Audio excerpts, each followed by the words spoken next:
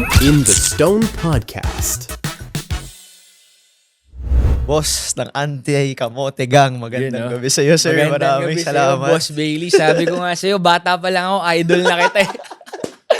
Kasi para sa high school eh, di ba? Yes, sir. Kasi yun, sabi ko sa'yo kanina, lahat ng mga ginagawa mo nung college, yung mga gusto kong gawin eh. Ano ba yung mga yun? Pero yung lamang mga mo lang sa akin talaga, tol, mas pogi ka talaga sa akin. Long hair ka pa lang, sabi ko, di ko kaya yung mga ganun. UST pala, UST. Yeah. So, yun. JB, salamat Thank you, bro. sa oras mo. Salamat sa pagdalo. Kamusta? How's the life of a now content creator, full-time as well, and full-time in your work? Actually, I still wouldn't say na parang full-time content creator ako. I still have my full-time job. So I work at a general construction firm.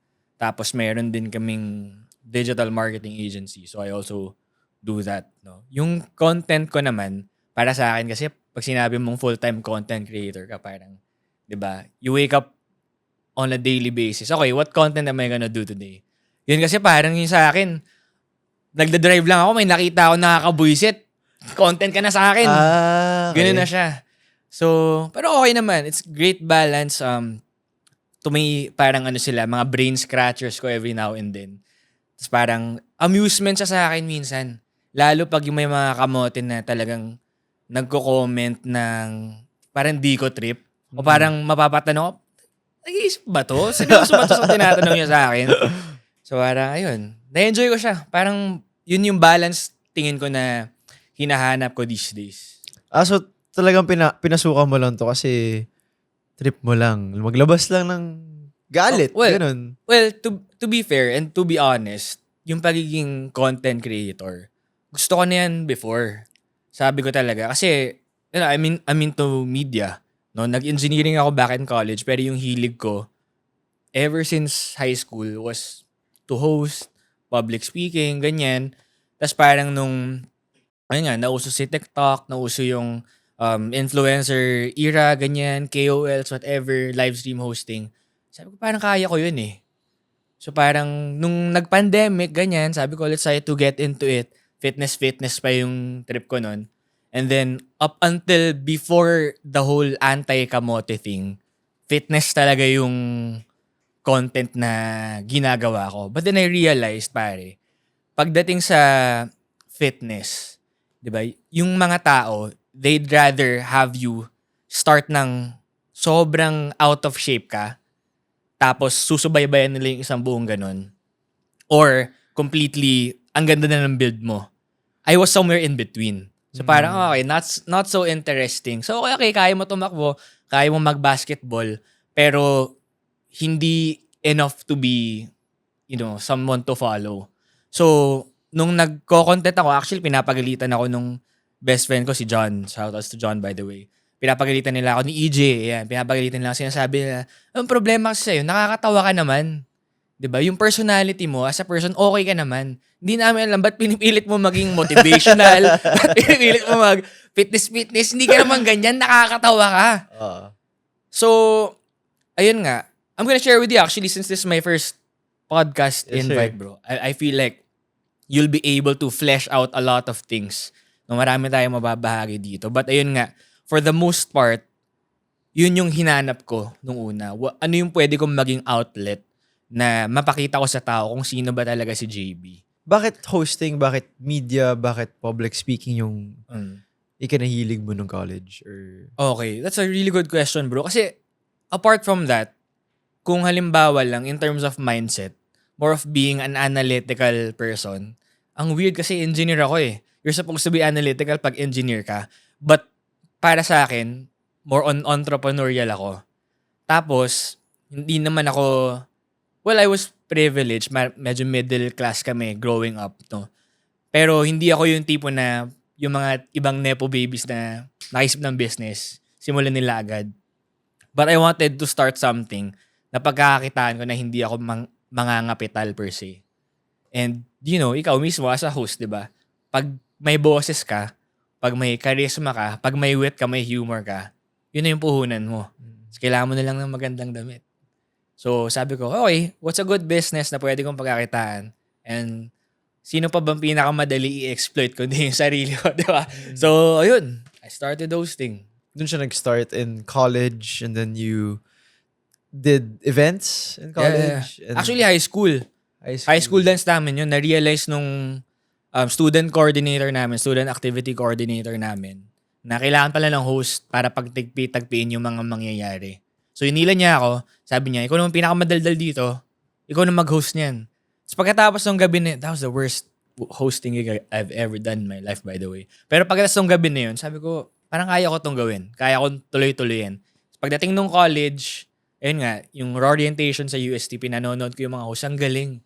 Pero something in me, sabi ko, kaya ko yan. Subukan ko yan. So, yun. Sinubukan mo lang. Sinubukan Nahirapan lang. ka bang magsabay ng extracurriculars nung college? Considering that you had engineering as a major. Pare. Actually, sobra.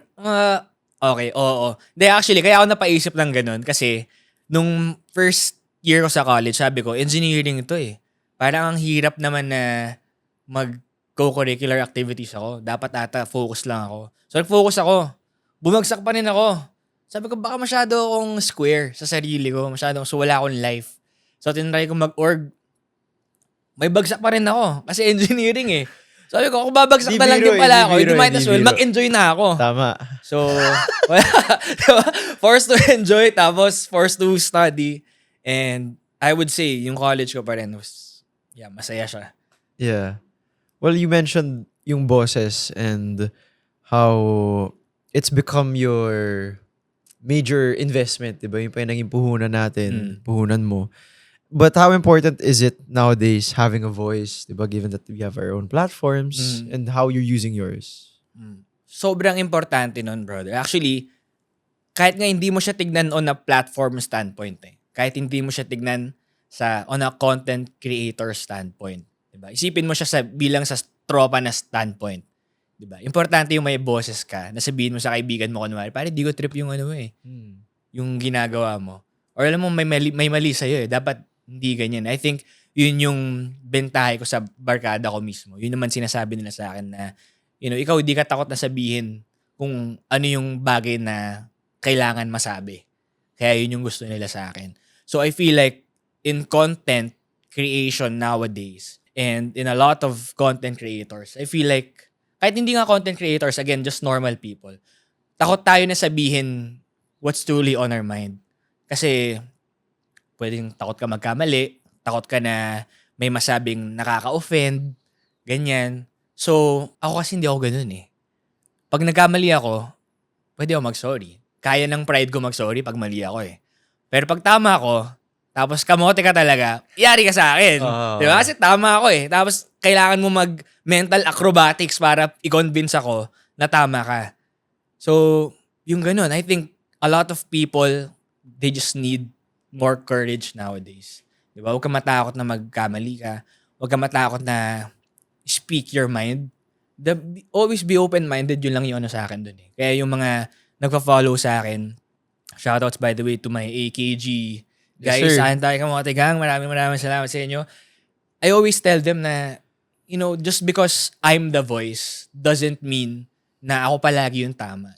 Challenge me. If you think mali yung naging posting ko, mali yung naging comment ko on the video, bro, may mga ibang video ako kinokorek ako. I never delete my comment. I never delete that content per se. I take it on the chin. Ganun dapat feeling ko as content creator. Kasi that's how you become real. Yun, importante. Okay, two things. Why this type of content? Kumbaga, sa traffic, sa driving, etc. And two, naisip mo ba ever, pinlano mo ba siya in that sense? Or parang, kasi, naging tuloy-tuloy na eh. Oh, man. Ganda ng tanong. Actually, first podcast ko to. First time din may nagtanong sa akin. And I never had the time to create the content on explaining bakit ko siya ginawa. So, to answer, number one, I never fully intentionally thought na gagawa ko ng quote-unquote anti-kamote gang. Pero, alam ko sa sarili ko na if I wanted to be a content creator, definitely, kailangan ko maglabas ng something na ilalabas yung personality ko. See, that's the thing about niche eh. Minsan inisip ng tao pag niche yung pinag-uusapan. It has to be something that you love. Diba? Something na, ayun, in general. And when you talk about passion, akala nila automatically, in a sense, that masaya ka. Diba? Pero at the same time, if you talk about passion, for example, ako, I hate kamotes with burning passion. Diba? Passion pa rin yun. Diba? So, nung iniisip ko, okay, anong content pwede kong gawin? Before anti-kamote gang, yung pillar talaga nun, car thoughts dapat. Car thoughts. As in, gusto ko sabi ko, mag-invest ako ng mic. Tapos parang podcast type siya. Parang, kalmado siya. Diba? So, di nyo alam yan. Diba? Kasi lagi ako sumisigaw eh. Pero, yun talaga, bakit? Tanong ko nga lang, ganun lang talaga dapat yung treatment ko. Tanong ko lang, kayo mga pasingit-singit kayo, ba't mo kailangan gawin yan? Yeah. Ganun lang talaga siya. Until eventually, sabi ko, ang tagal nung mic na in-order ko. Para kasi galing mo siya na China, tapos, anong tawag dito? Tagal ng parcel eh. No? Oo, daily battles ko to bread eh. Oh. Daily battles nangyayari sa kalsada. Tapos, on a Sunday, pare, on the day of the Lord. Araw ng Diyos. Di ba? Nag-red yung ilaw, nag-green, kaka-green pa lang, Binusinahan ka. binabaran ako ng busina. That's the story of, yung mga nasa kalsada, yung kaka-green lang ng ilaw, si Max Verstappen ba ako? That's the story of the first AKG video. You heard it here first in the story. Saan yun, bro? Saan yung kanto yun? Sa BGC. Sa VGC lang. So, yun. And that was the first video I made na nagkaroon ako ng 5,000 views. Sabi ko, gusto nila yun. And then I made a second video na hindi naman ako galit. Parang ano lang siya. Alam mo yung feeling na naghanap ka ng parking. Tapos, akala mo bakante. Tapos biglang may Wigo. Apparently, ang dami din nakarelate nun. So sabi ko, okay. Yung parang pagsilip mo eh, no? Diba? Sabi ko, nakakailang ikot ka na. Na 30 minutes ka na nakatambay. Tapos pagkakita mo, finally meron. So, Wigo. Diba? Tapos, kasi yun lang yung diba? kasha dun, bro eh. Oo. Tapos parang ang daming natripan nun. And then, okay, sige. Doon ko naintindihan. Sabi ko, okay. So, maraming nakaka-relate. Yun yung unang criteria ko eh. No, kailangan maraming makarelate. So, maraming nakarelate. I started doing more videos about traffic. Tapos binabalanse ko pa rin yung fitness. Kasi I still wanted, my account na ipakita yung personal, ako. yes. Diba? Yung personality ko. And I couldn't take away the sports. Kasi frustrated athlete ako eh. So, yun. Ako. Tinutuloy ko pa rin yung rants, mga ganyan, whatever. Nung naka 10 videos na ata ako about driving pet peeves. So, combination na ng medyo kalmado, medyo sarcastic, medyo galit. Sabi ko, magla-live na ako. Kasi first time achievement sa akin nung nagkaroon ako ng parang 5,000 followers. Sabi ko, parang I owe it to these guys naman na talagang mas makilala nila ako. So, nag-live ako and for the first time also in my live streaming career, di ba, nagkaroon ako ng 500 na organic viewers.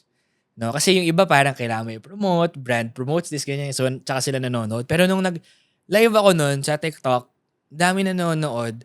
Ganyan, dami na nagko-comment na parang, dapat ikaw na yung sa LTO eh. At ikaw na yung sa MMDA, ganyan.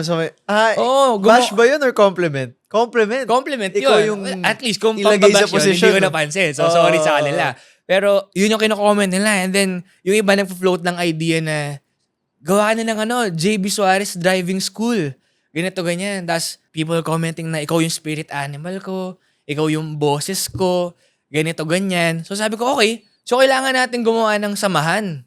Kung pare-parehas wala tayong nararamdaman dito, kung pare-parehas wala tayong galit, kailangan this is the same live stream, bro. Kailangan natin gumawa ng samahan. So, nagko-comment sila, engage kami. Anong gagawin natin?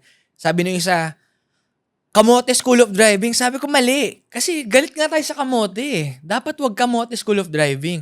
Ano na lang, JB Academy, wag. Ayoko para sa akin, branding-wise, I don't want to put my name na JB Suarez galit sa kamote. Ganon. Kasi parang, kung ikaw, di ba? Hindi mo mafe-feel na makipag-resonate ka sa akin. Kasi, una pa lang, pangalan ko na yung nakalagay eh.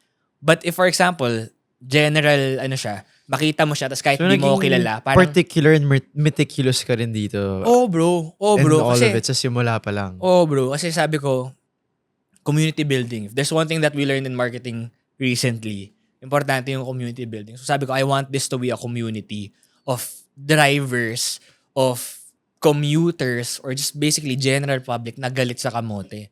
So nagko-comment sabi ko, ayoko ng Kamote Academy. Ayoko ng nakapangalandakan yung JB Suarez dun sa grupo natin. Okay lang sa akin, kilalanin mo ka na JB galit sa kamote, JB galit sa kamote, yun muna. So, pero ayoko yung sabihin mo na kasama ako sa kulto ni JB. Hindi, ayoko nun. Sabi ko, wag Kamote Academy, wag Kamote whatever ganito, Kamote University whatever. Dapat anti-kamote. May nag-comment. So, anti-Kamote Academy tayo. Hindi eh. Walang suntok eh. Tsaka kung kamote ka, hindi ka mag-e-enroll eh. Diba? Hindi anti-Kamote Academy. Alam ko na. We're gonna be the anti-Kamote gang. AKG. From here on out, we're the anti-Kamote gang. Lahat ng kamote, tutugisin natin, aararuhin natin sila sa TikTok, sa social media. Yari kayo sa amin. And then, they followed through. That's the story of how we came up with the name, anti-Kamote gang. And that all happened early this year. Early this year, bro. Actually, parang, January to parang December last year. Nagsimula lang din siya. What a ride, bro. So, nag-start siya ng trip lang. Nag-start siya lang for you to express. But how important is all of it now for you, now that you have this thing that you built? Ganda ng tanong mo, bro. Kasi, if you're a content creator, for the most part, yung iba parang they just do it for fun.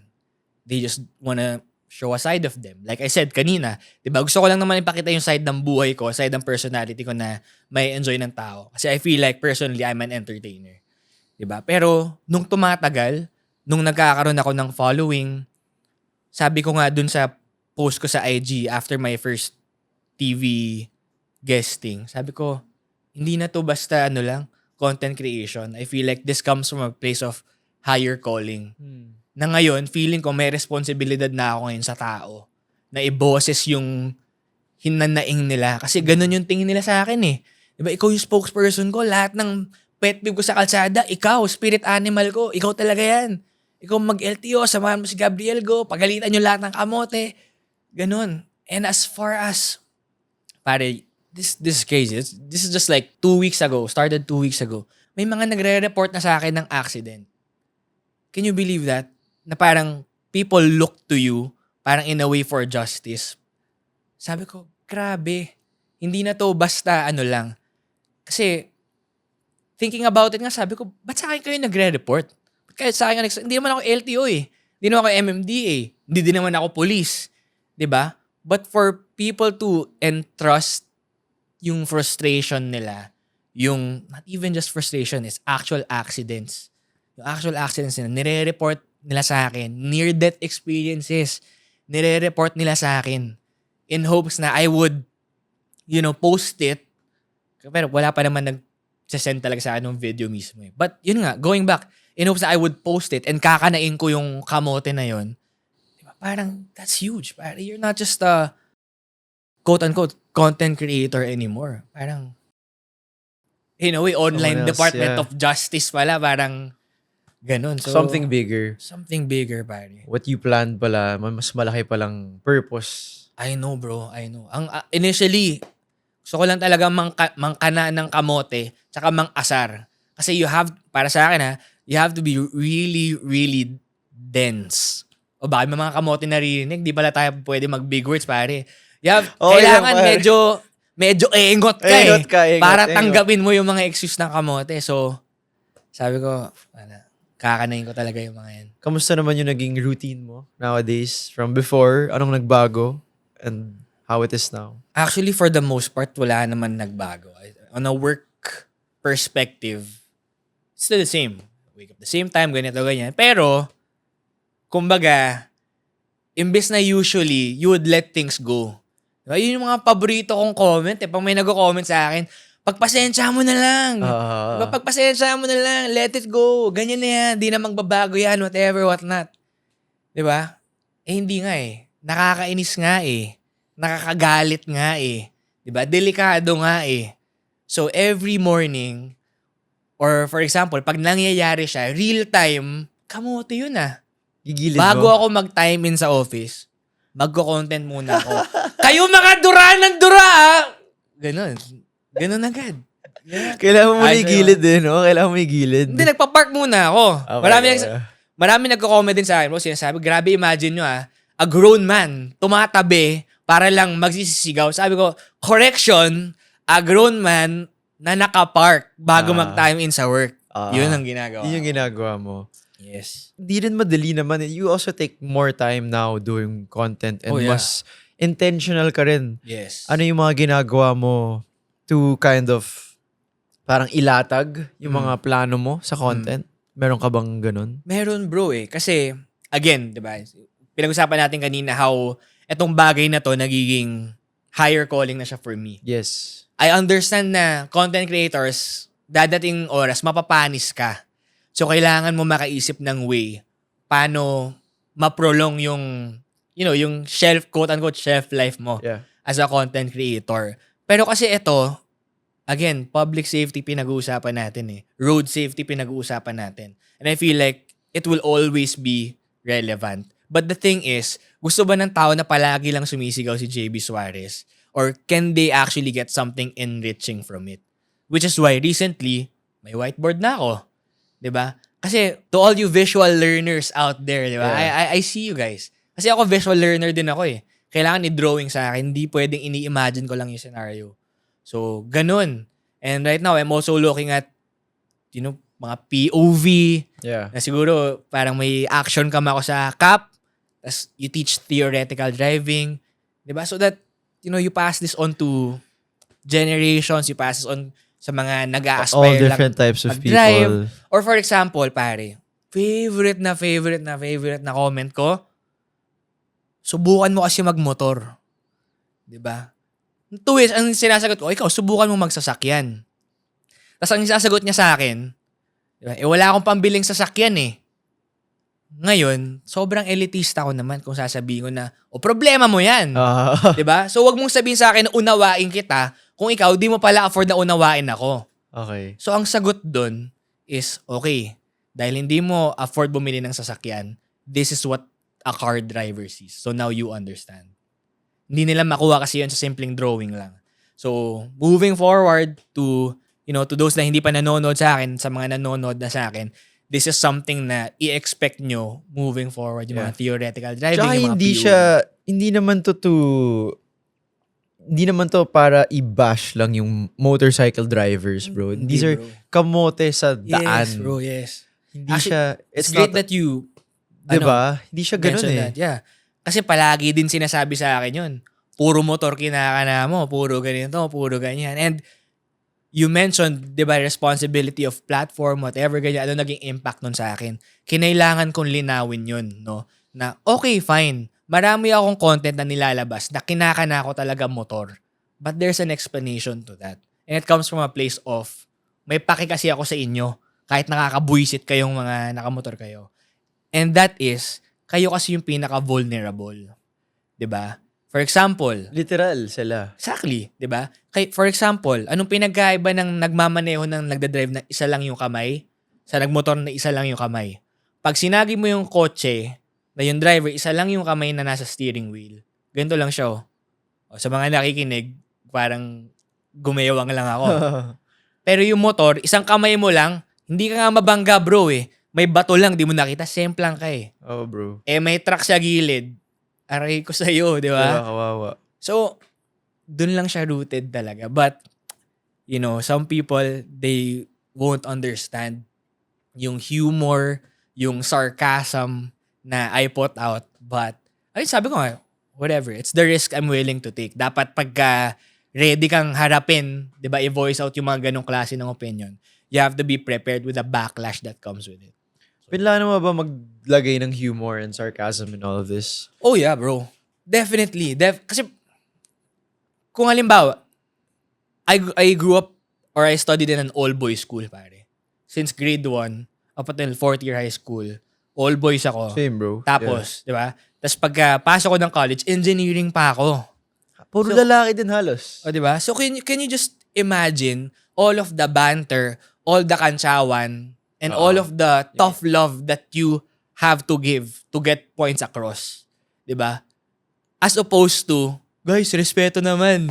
Yeah. Ay, walang makikinig dun eh. Yeah. Walang makikinig. O na gentle parenting, sa driving, sa dami ng kamote, parang it's not gonna work. And that's also something that I learned in engineering nung nasa site ako. Kasi sabi ko, I wanna be a cool engineer. I wanna be yung mabait. Gusto ko yung mahinahon. I want to be the people of the masses. Kung ba yung mga workers, iba yung tingin nila kay Engineer JB, mabait. But it didn't work, pare. Hindi ako natatapos. Kasi ang inisip nila, mabait ka. So, I had to flip the switch. Na, dun ko pala pinractice yung AKG energy ko na, hindi tayo natatapos eh. Binabata nyo ako. Nagaganon ako, pare. So, sabi ko, if we were to incorporate it into driving, into serious topics like road safety, ganyan, kailangan mo siya i-humorize. Kailangan mo siya lagyan ng wit, ng sarcasm. Otherwise, it's not gonna stick. How do I know? Parang dyan yung signage eh. Andyan na yung mga road markings. Di mo pa rin maalala? Pag biglang nagsisigaw ako dyan, sinabi ko sa'yo, don't block the intersection. Di para pag nakita mo yung signage, nakita mo na yung mukha ko dun sa loob ng box. Siguro diba? naman, di ba? Exactly. And people actually comment that or sinesend nila sa akin. Alam mo, pag naisip ko magkamote, nakaka-cancel kasi naisip ko yung mukha mo yung gigil mo. Parang okay, job finished pagdating sa mga ganun, di ba? So, humor with sarcasm plays a huge role when you're talking about serious topics. How does your family and friends, how did yung mundo mo noon ngayon, paano siya nagbago? Naging supportive ba sila? Medyo, syempre somehow you're also making enemies along the way. Oo naman. Well, let's start with that. Yung family. Yung mga kapatid ko, actually mga ate ko, yung mother ko didn't know that I was shouting on TikTok and I was going viral on TikTok until parang nasa 70k followers na ako. So imagine, parang X million views later. Di alam ng pamilya ko yun. Yeah. Nagugulat na lang sila kasi sinesend yung mga ka-work nila na, kapatid mo ba to? Kapatid mo ba yan? Ganito, ganyan. Kaano-ano mo to? Ganyan. Tapos doon nilang nila nakikita na, okay. When it comes to my friends naman, I would say the closest ones, hindi sila surprised eh. Kasi they see that on a daily basis. Even the rage. Kasi I feel like as a person, I'm at my funniest kapag medyo aggressive ako. And that's why some people say, na parang JB, may Napoleon complex ka ba? Pero kasi para sa akin, Napoleon complex, you have that kapag hindi ka secure. True, bro. When you feel like you need to assert dominance. Ako sobrang confident ko, napipikon tao sa akin eh. Di ba? Parang, hindi ko naman kasing gwapo si Baileys, pero bakit di ba? Ang confident ng tao na to. Oh, bro. Gets So, naman. Gets. tingin ko, at least to me, it's not a Napoleon complex thing. It's just, my style of humor. Yeah. Yun nga, pinagbabalance mo yung wit, yung humor, just to get your point across. And the whole point is to follow the rules, which gets naman yun yung content na linalabas mo. And it's now na palaki ng palaki yung platform. Palaki ng palaki din yung responsibility na meron tayo, na meron ka. Of course, what you're trying to convey primarily is still yung accountability. And tingin mo sa mga nangyayari ngayon and yung tayong mga Pinoy, meron na ba tayong progress sa being accountable? And how are we doing in your objective perspective? Ang hirap ang hirap diba? Kasi yun yung tanong, nangyayari ngayon eh. Oo. Well, at least dyan lang sa community na I feel like Filipinos in general, takot tayo sa accountability. Especially when you work with boomers. Diba? Di nila kaya mag-sorry, di nila kaya i-admit. Actually, kahit parents mo lang, diba? Diba? Mga boomer parents or older parents, they won't tell you sorry. They just find a way na bumawi sa'yo. Diba? Pero ako, I'm the type of person na hold me accountable. Pag mali ko, I'll be the first to say, mali ako. And I was surprised na, when you're working, when you meet a lot of people in general, hindi pala siya common thing. Hindi lahat kayang maging accountable. Some people run away. Nadadapa na, nakakatakbo. Diba? And, nakuha mo yan. Nakuha pa siya eh. No? Pero, diba? I mean, ang lakas kasi natin as Filipinos na yung iba, ang lakas natin magyabang, ang lakas natin mag-angas, ganito, ganyan, but you're also so afraid of being accountable. Diba? Kaya ngayon challenge ko sa mga kamote, pare. Diba? If you're so proud of it, diba? If you're so mad at me and you're so proud of it and you think you're being reasonable by driving the way that you're driving, ba't wala kang profile picture? Bakit takot ka na ipakita yung sarili mo? Bakit hindi mo kaya mag-engage in conversation with me? I have those challenges with, alam mo parang hirap pag content creator, lalo pag patola ka. Kasi ako patola ako eh. May mga content ako na in reply to kamotes. Kasi seryoso ka ba? Tinatanong mo talaga sa akin yan? And seryoso ka? During the time na tinatype mo yan, tama ka? Now, if sa tingin mo tama ka, then kakanain kita. Magkanaan tayo. Ang problema, mali ka eh. Diba? But the sad thing is, again, going back to accountability, I don't think a lot of people are ready to have that conversation. And that's the reason why I feel like maraming tao na nagba-back up sa akin. Kasi I'm not afraid to hold people accountable. Pag naging accountable tayo, we're stepping up to the responsibility of our own actions. Yes. And siguro sa tayo bang mga Pinoy, I think it roots from being people pleasers. Exactly. Kasi sa kultura ba natin, ganun tayo? Lumaki tayo sa ganung kultura na... Probably. And because we're people pleasers, takot tayo sa embarrassment.